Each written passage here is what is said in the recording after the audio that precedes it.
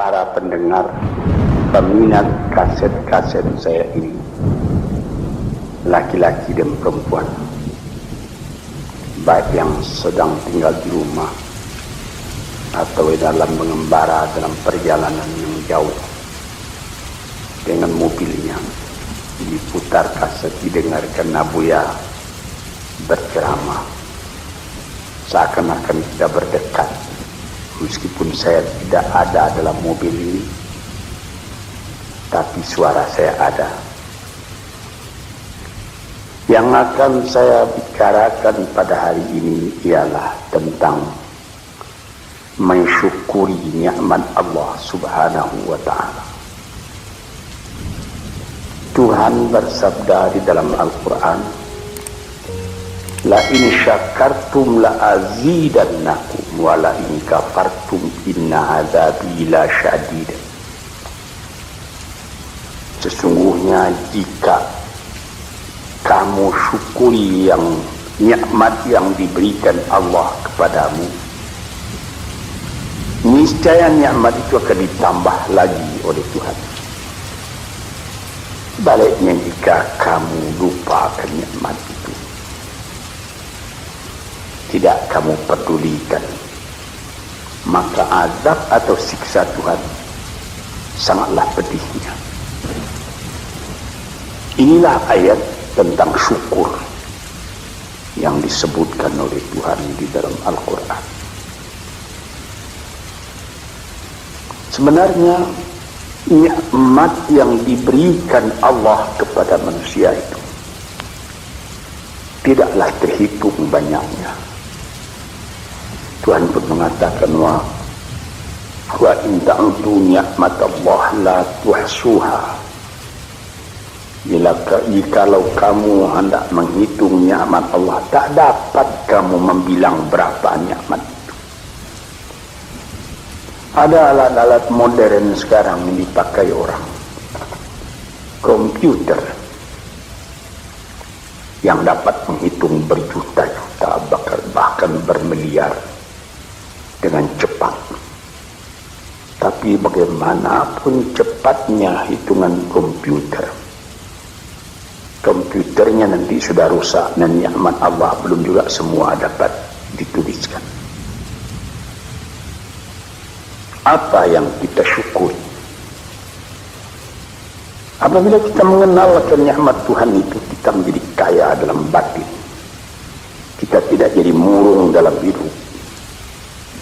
Sejak dari matahari yang terbit di waktu pagi, terbenam di waktu sore, di waktu senja, lalu berganti dengan malam, dan apabila malam sudah datang, bintang-bintang pun berkelap-kelip di langit. Itu pun sudah kita syukuri jika kita mengenal Dia.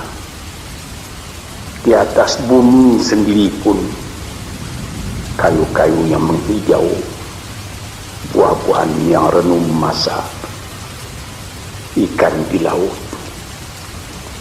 deburan pasir ketika ombak mengempaskan dirinya ke pantai, pohon kelapa nyiur yang melambai di tepi pantai, dan segala macam yang lain yang susah buat dituliskan, buat diucapkan pun menjadi perbandingan, menjadi peringatan kepada kita bagaimana besarnya nikmat yang melingkungi manusia ini. Tuan-tuan yang terhormat, di dalam Al-Quran Tuhan pernah bersabda, wa khalaqna lakum ma fil ardi jami'a. Semua isi bumi ini kami sediakan buat kamu. Kami sediakan buat kamu. Sehingga apabila kita melihat ke laut, kita lihat ombak itu bertebur ke pantai, lalu kelihatan dari jauh perahu nelayan menyusur ombak dan gelombang mencari ikan. Untuk siapa ikan yang dicarinya itu? Untuk kita makan. Nah, Apabila kita lihat padi menguning di sawah, kita tanamkan padi itu. Untuk siapa buahnya? Untuk kita makan. Pisang yang tumbuh di pekarangan rumah kita untuk kita makan. Malahan kalau kita lihat binatang-binatang berkaki 4, kambing, sapi, kerbau. Hei kambing, hei sapi, hei kerbau, mengapa kamu gemuk? Mengapa kamu jadi besar? Kami disediakan buat kamu. Buat kamu. Payahlah menghitungnya. Sampai kepada buah-buahan yang ada, mangga, rambutan, durian, makanan-makanan yang lain-lain lazat dimakan oleh manusia. Kalau sekiranya kita tanyai dan mereka dapat menjawab, tentu jawabnya akan sama semua, buat kamu.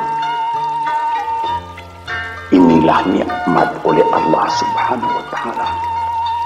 Wa sakhkhara lakum ma fil ardi, dan segala isi bumi ini disediakan buat kamu.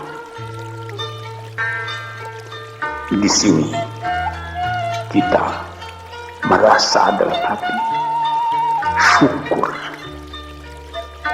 Allah Ta'ala pun beri peringatan kepada kita. Walaqad karramna bani Adam wa hamalnahum fil barri wal bahri wa razaqnahum minat tayyibat wa faddalnahum ala katsirin mimman khalaqna tafdila. 4. Katanya, hai anak Adam, kami muliakan kamu di muka bumi ini. Kami angkat kamu di laut dan di darat. Di laut dengan kapal, di darat dengan kendaraan, malah sampai sekarang di udara diangkat manusia dan diberikan rezeki. Padi menguning, buah-buahan yang manis-manisnya pun bermacam kemanisan. Dan diberikan lagi peringatan bahwa dari binatang yang lain, manusia lebih utama. Dijadikan Allah Ta'ala bermacam-macam binatang, bermacam-macam margastawa yang ada di muka bumi ini. Manusia juga yang lebih tinggi daripada semua.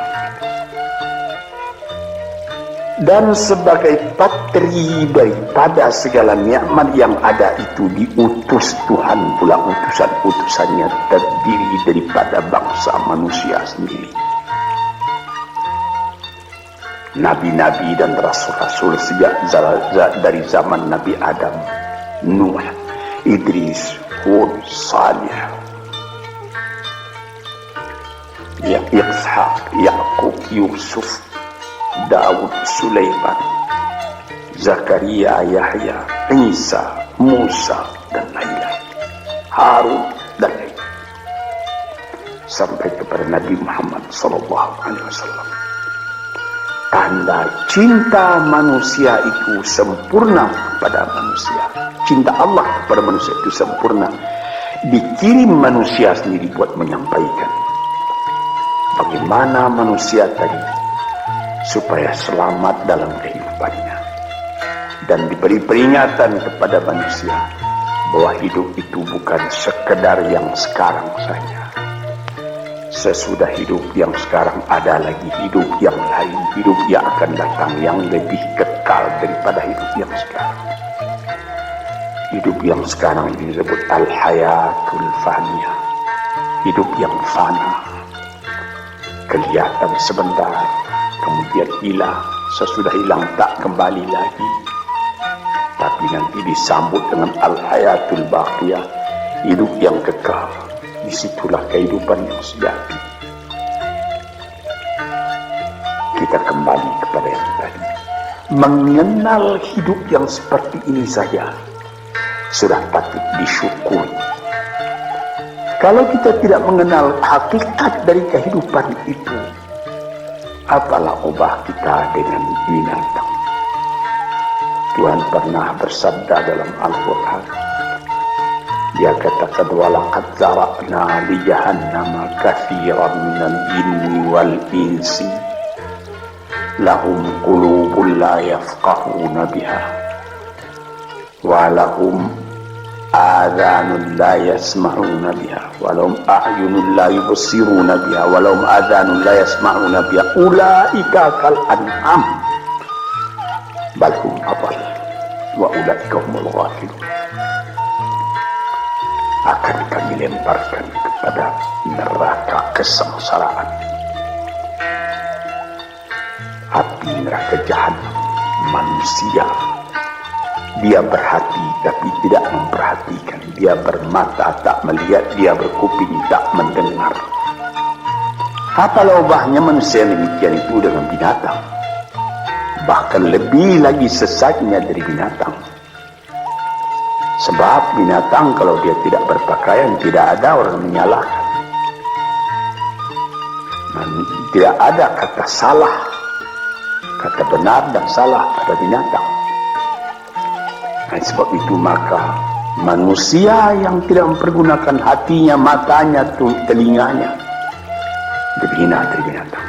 Dan mereka itulah orang yang lalai, tak memperhatikan hakikat dari kehidupan itu. Maka tanda syukur kita kepada Allah, kenallah dirimu dan kenallah hidupmu. Dari mana engkau datang, di mana engkau sekarang, kemana engkau pergi lagi sesudah ini. Kambing, sapi, kerbau tidak membicarakan ini, dia cuma memikirkan makan. Manusia disuruh memikirkan ini. Taruhlah manusia itu tidak ada nabi, tidak ada utusan dari Allah datang, akalnya sendiri pun di dalam kehidupan itu hendak mencari juga jalan yang baik, hendak menjauhi juga jalan yang buruk. Tak ada orang yang menyukai yang buruk dalam hidup. Walaupun orang yang telah terlanjur berbuat buruk sekalipun dia menyesali karena dia tidak dapat menahan dirinya. Sebab itu maka bersyukurlah kita kepada Allah. Kehidupan kita itu tidak disia-siakan, tidak disia-siakan oleh Allah. Ya sabun insanu ayyutraka sudah. Apakah manusia menyangka bahwa dia akan dibiarkan saja, tidak terpelihara, berjalan tidak tentu arah? Tidak.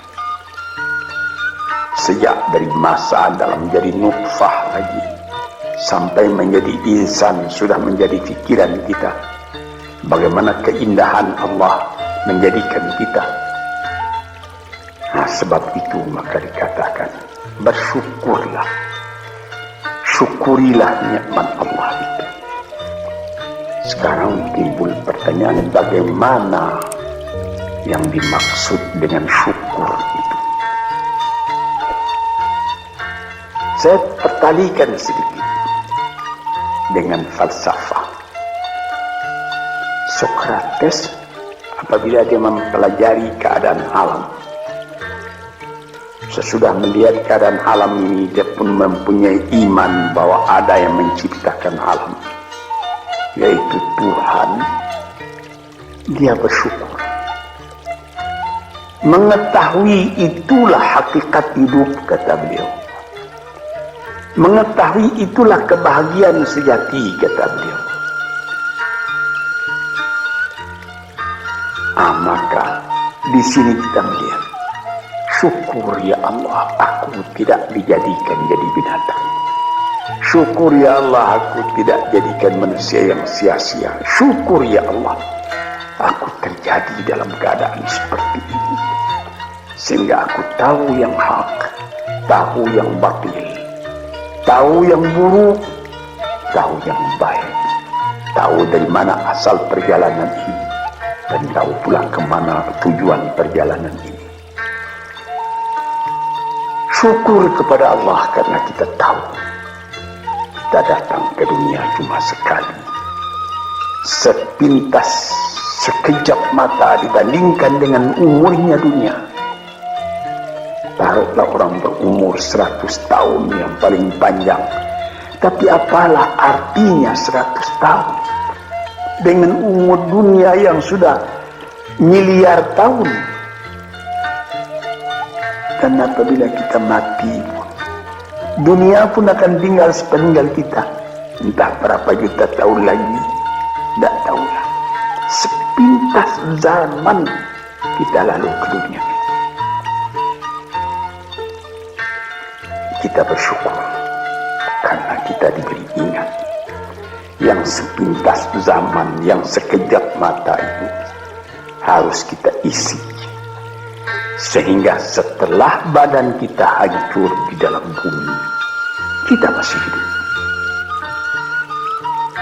Ini saudara-saudara pendengar yang terhormat, kita sudah mati hancur di kandung tanah, tapi masih hidup. Ada orang yang berumur sampai 100 tahun misalnya, atau lebih sedikit, tidak pula banyak lebihnya itu. Belum saya mendengar berita di dunia ada orang yang berumur 200 tahun tidak. Paling banyak ya 120, 130 tahun, itu pun sudah lemah. Nah, dalam umur yang sekian pendeknya kita lalui di dunia, dia bisa kita panjangkan. Dengan apa? Dengan sebutan, dengan amal, dengan bekas tangan, dengan iman dan amal saleh, sesuai dengan apa yang disebut di dalam pantun Melayu, Pulau Pandan jauh di tengah, di balik pulau angsa dua, hancur badan di kandung tanah, budi yang baik terkenang juga. Ada juga satu syair daripada Syauqi Bayi, penyair Arab Mesir yang terkenal. Ihfad li nafsika qabla mautika zikraha, fadzikru lil insani umrun thani. Sebelum engkau mati, peliharalah sebutan dirimu yang akan dikenang orang daripada dirimu.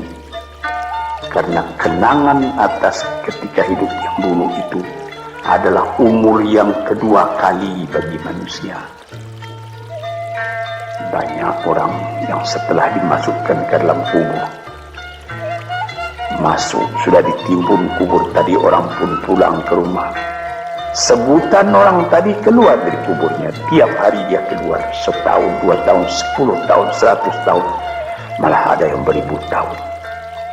Nabi kita Muhammad sallallahu alaihi wasallam umurnya cuma 64 tahun, tapi beliau sampai sekarang sudah 1400 tahun, masih seperti kemarin saja hidup beliau itu menjadi sebutan siang malam. Inilah maksudnya yang dikatakan orang yang sesudah mati dia hidup kembali lebih panjang umurnya. 64 tahun dibandingkan dengan 1400 tahun, dan selama azan masih kedengaran di puncak menara, entah ratusan ribu tahun lagi itu nama akan tetap hidup. Ini yang kita syukuri kepada Tuhan. Sebaliknya, setelah kita sebutkan bagaimana syukur atas nikmat yang diberikan Allah, sebaliknya ada orang yang tidak berterima kasih sedikit juga kepada Tuhan, melainkan mengomel terus bagaimanapun banyaknya nikmat yang dia terima. Maka pada ujung ayat tadi dikatakan, wala in kafartum inna azabi lasyadid. Kalau kamu masih mengingkari nikmat Tuhan itu, maka siksaan Tuhan amatlah pedihnya kepada dirimu. Memang banyak sekali manusia sudah ada nikmat datang, dia tidak memperdulikan nikmat itu, dia masih mengomel saja. kita misalkan ada seorang perempuan bertandang ke rumah sahabatnya perempuan yang lain. Sesampai di rumah tadi dilihatnya, senang dia melihat bagaimana keadaan rumah itu. Dilihatnya ada televisi terletak, ada radio, ada CC, kursi-kursi bagus, ada lagi perhiasan-perhiasan yang lain. Tanda dia bergembira, dia bilang, syukur saudara atau saudari, ada radionya nih, ada televisinya nih, ada lagi CC-nya model betul ini. Furniture di mana ini yang menyediakan? Disambutnya, televisinya sudah model, ketinggalan model ini 10 tahun yang lalu. Radionya sudah bahula ini. CC-nya juga begitu. Ada yang model sekarang, yang model baru. Saya sudah ketinggalan zaman ini. Ini misalnya. Nikmat yang telah ada itu tidak disyukurinya, melainkan diomelinya. Ini banyak manusia yang seperti ini. Sebagaimana pernah saya katakan dalam kaset ini, inilah orang yang wa nafsin wa min nafsin la tashba, jiwa yang tidak pernah merasa kenyang, tamak terus. Orang seperti ini kalau dia ditimpa oleh kesusahan, akan seperti cacing tanah panas. Orang seperti itu sebab dia tidak pernah bersyukur kepada Tuhan. Dapat percobaan sedikit sudah gelisah, sudah seperti terbakar dirinya. Dia tidak akan merasakan nikmat hidup. Walaupun bertimpa nikmat dalam rumahnya, dia tidak akan merasakan nikmat hidup. Inilah orang yang pada penglihatan orang lain dia kaya, tetapi dialah orang yang paling miskin. So disebutkan oleh ahli-ahli falsafat, siapa orang yang miskin di dunia ini? Orang yang terlalu banyak kehendaknya, itu orang yang miskin. Siapa orang yang kaya di dunia ini? Yang merasa cukup dengan apa yang ada. Dia bersyukur atas yang ada. Bukan berarti dia menolak yang tidak ada. Kalau ada, syukur. Kalau belum ada, sabar. Jadi syukur itu ada imbangan, yaitu sabar dan syukur. Syukur ketika nikmat datang, sabar seketika nikmat pergi atau hilang atau rusak. Sebab apabila sabar, itu pikiran tenang. Pikiran tenang menyebabkan ada lagi inspirasi baru yang akan datang. Tetapi kalau dapat sedikit cobaan sudah gelisah, maka kita mengkafiri, tidak mensyukuri nikmat yang ada. Misalnya saya pernah juga bertemu seorang, bukan seorang, berbedanya berkali-kali orang. Dia datang, "Abuya, saya ini susah." "Kenapa?"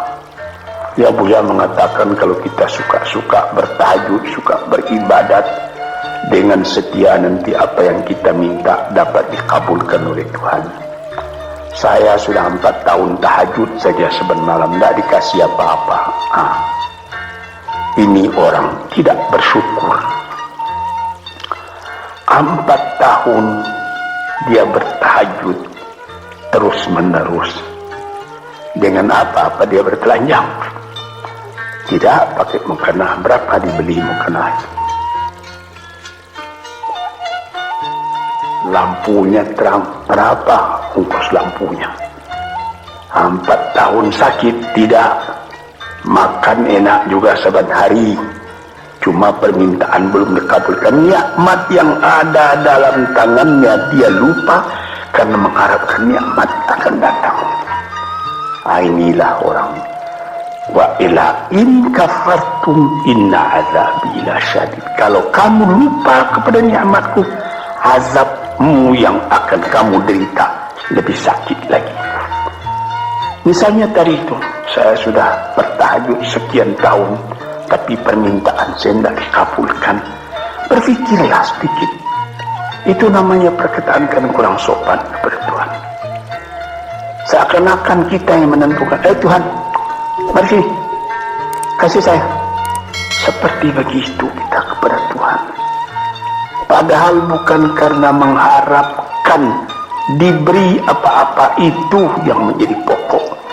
Kita sebagai hamba Allah dihidupkan di dunia ini buat apa? Di dalam Quran dikatakan ma khalaqtul jinna wal insa illa liya'budun. Tidaklah aku jadikan jin dan manusia malaikat untuk beribadat kepadaku. Jadi artinya bukan 4 tahun, selama hidup hendaknya kita beribadat kepada Tuhan. Bukan mengharapkan apa-apa, karena yang ada ini sudah harapan kita. Yang ada disyukuri. Ini satu contoh.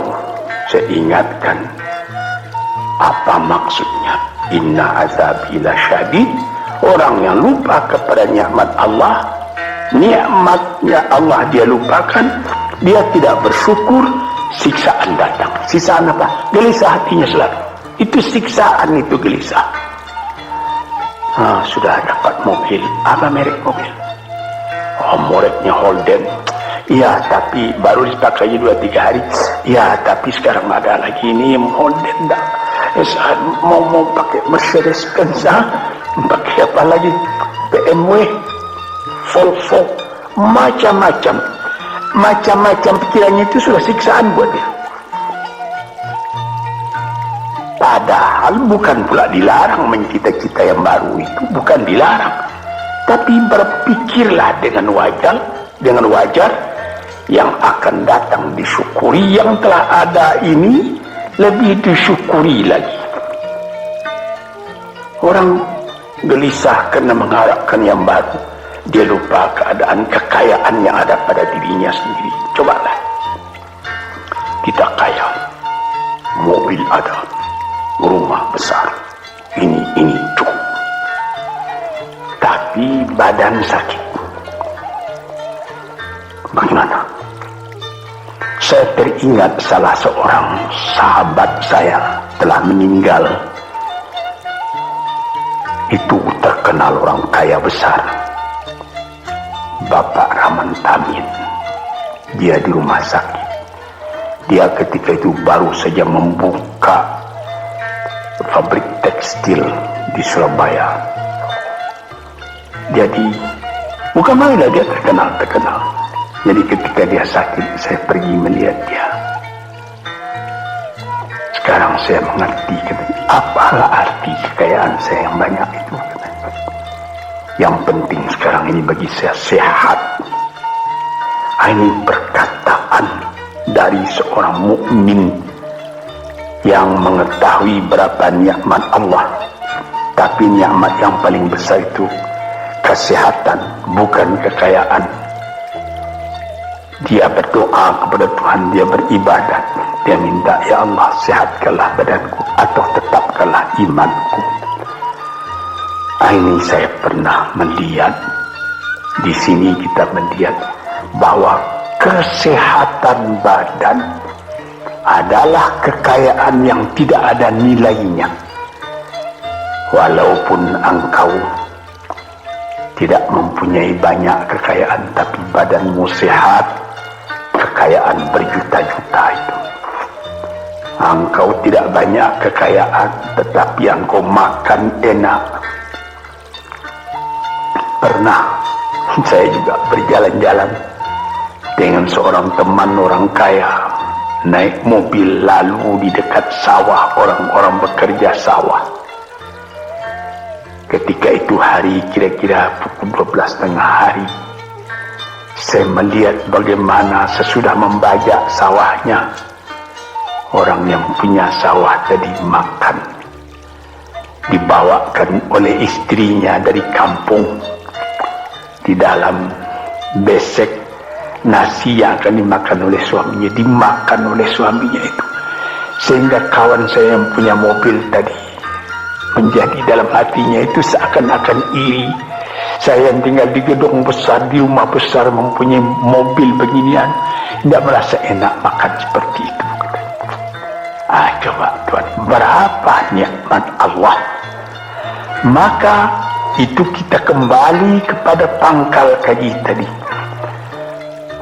Wa in syakartum la azidannakum. Apa nikmat yang telah diberikan oleh Allah Ta'ala, syukurilah. Apabila itu engkau syukuri, badanmu sehat, hatimu senang, dadamu lapang. Dalam hal itu insya Allah Tuhan memberikan lagi tambahan nikmat itu. Wala in kafartum, tetapi jikalau engkau lupakan nikmat itu, itu namanya sama dengan kafir. Melupakan nikmat itu sama kafir. Sebab kafir itu ada namanya kafir inad, kafir juhud, kafir nikmat. Kafir inad artinya keras kepala. Kafir juhud, ingkar, tak mau percaya. Kafir nikmat, nikmat Tuhan telah datang, lupa nikmat itu. Itu juga termasuk kafir namanya. Kalau kita lupakan nikmat itu, maka kita sudah meracun diri sendiri. Makan tidak enak lagi. Mengapa? Ya habis.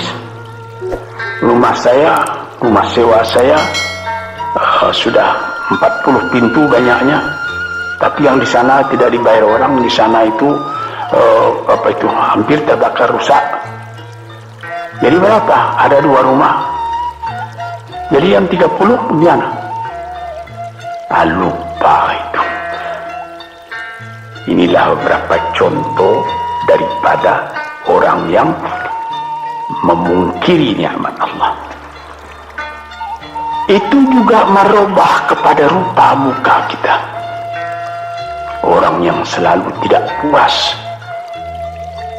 walaupun dia punya kekayaan sudah berlimpah-limpah, tapi rasa syukurnya tidak ada, makannya pun tidak enak. Di dalam rumah tangganya pun dia menjadi selalu berungutan saja. Ketika mula-mula datang sesudah penyerahan kedaulatan pada tahun 50 datang ke Jakarta, suami istri hidup dengan sederhana, makan enak, tertawa pagi, tertawa sore, apa yang ada dimakan yang tidak sabar. Kemudian berlimpah-limpah rezeki.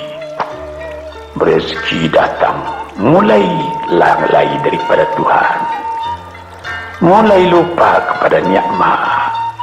Lama-lama tidak mensyukuri nikmat, timbul berkelahi dalam rumah. Si laki-laki tadi melihat lagi ada perempuan yang lebih muda, dia mau kawin lagi, ribut lagi dengan yang tua, macam-macam. Nampak sebagaimana saya katakan tadi, nampak oleh orang luar, orang ini senang ini, tapi di dalam rumahnya sendiri neraka. Dibikinnya sendiri neraka itu karena dia tidak mensyukuri nikmat. Dia bikin sendiri neraka itu sebab dia tidak sabar ketika percobaan datang. Disinilah tuan-tuan pendengar kaset yang saya cintai, saya katakan di dalam agama kita disuruh qanaah. Apa? Menyambut dengan kedua belah tangan nikmat yang diberikan Allah, kecil atau besar, yang penting nilainya. Nilai nikmat itu ialah apabila kita terima dengan syukur. Dan kalau percobaan datang, kita tabahkan hati kita sabar. Percobaan itu banyak, harta, berniaga rugi, istri atau anak yang dicintai mati misalnya, dan lain-lain sebagainya. Kita sabar menerimanya, kita tabah menerimanya, sehingga kita tidak goyang. Ketika nikmat datang, kita syukur, jadi kita tidak sombong. Ketika percobaan datang, kita sabar, jadi kita tidak bingung. Kita punya hidup selalu tenang. Di dalam ilmu tasawuf disebutnya bahwa antara syukur dengan sabar itu adalah seperti sayap. Sayap sebelah kanan syukur, sayap sebelah kiri sabar. Kalau patah salah satu dari dua sayap itu, kita jatuh, tidak bisa kuat lagi. Jadi sebagaimana kapal terbang juga mempunyai dua sayap. Kalau patah satu, lebih baik lekas berhenti, jangan berlayar lagi, nanti bahaya besar jatuh, membawa jatuh kita. Para pendengar, disinilah yang menjadi tiang dari kehidupan kita sehingga menjadi kita normal. Sebagaimana pernah juga saya katakan, kerusakan atau seperti radio korsloitin yang terjadi antara sabar dan syukur ini bisa jadi penyakit. Mulanya penyakit batin, kemudian menjadi penyakit badan. Ada orang, itu saya pernah mengatakan tempo hari ini dalam salah satu kuliah di kaset ini, psikosomatik. Dilihat penyakit, diperiksa, dianalisa oleh dokter, asalnya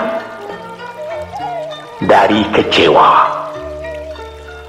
Ada orang, anaknya menyakitkan hatinya, karena anak itu juga jadi fitnah dalam kehidupan. Diharap akan begini, rupanya jadi begitu. Diharap akan taat, rupanya maksiat. Lama-lama dipendam penyakit itu dalam hati, berubah kepada badan sendiri. Kadang-kadang sakit jantung, kadang-kadang eksim, kadang-kadang kudis.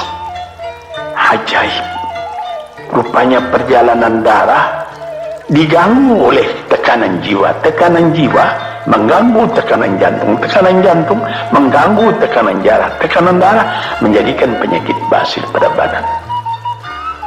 Sebab itu maka dikatakan, barang siapa man a'rada an dzikri fa inna lahu ma'isyatan dhanka, barang siapa yang menolak peringatanku, dia punya hidup nanti akan sengsara jadi penyakit.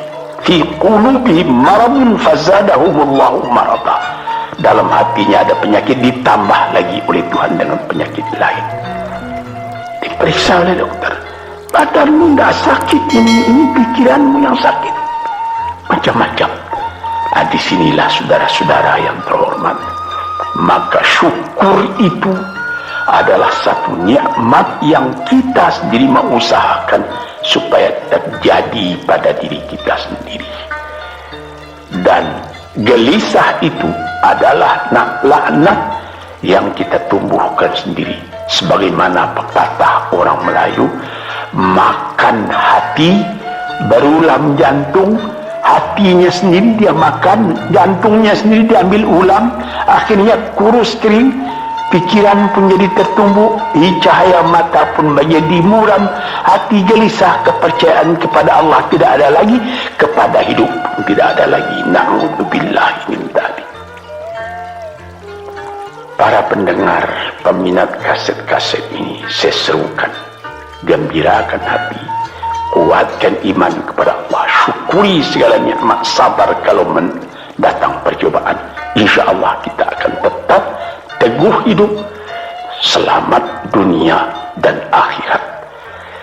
Sekian saja dulu, insya Allah lain hari kita sambung lagi.